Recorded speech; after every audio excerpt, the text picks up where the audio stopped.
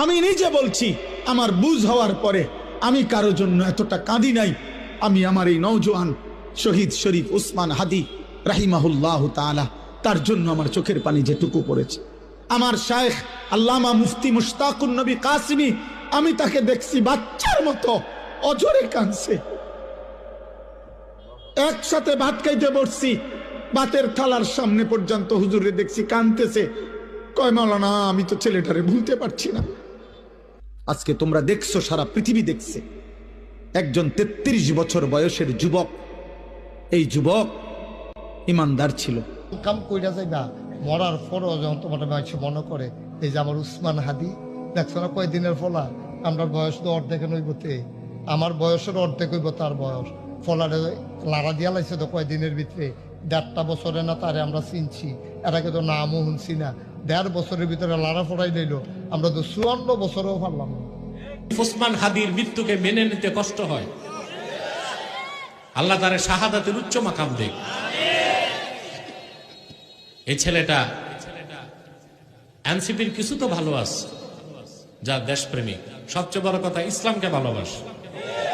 Higher মতো যারা টাকার পেছনে দৌড়াও, তাকায় দেখ হাদি রাস্তা দিয়ে হাঁটে, মানুষ এসে টাকা হাতে দিয়া দেয়।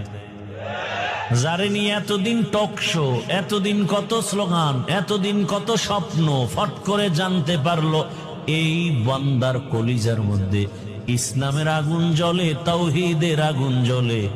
এ কারণে দুনিয়ার আগুন জ্বললে তো টাকায় বিক্রি হতো, আল্লাহর দ্বীনের আগুন যার সিনায় আছে, ওই বান্দা দাড়ি না রাখলেও কারো কাছে টাকায় বিক্রি হবে না। হাজার বছর না বাইচা হাদির মতো একদিন বাঁচলেই যথেষ্ট। শিয়ালের মতো 1000 বছর বাঁচার প্রয়োজন নাই। রাগ হয়ে যান না, আবার বলেন না আমি অন্যদিকে চলে যেতেছি না। ওর মতো একদিন বাঁচাই যথেষ্ট।